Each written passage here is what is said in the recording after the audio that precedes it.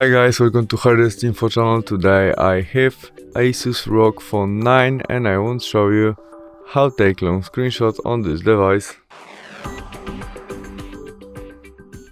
Starts of opening Google Chrome application. In it we must open content which we can scroll, where we can take long screenshot, and to do that press power key and volume down for a second.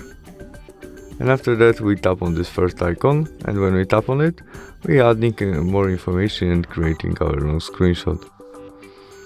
When we have all we need, we tap on it, and that's all. We have it in our gallery right now. That's all. Thanks for watching. Bye.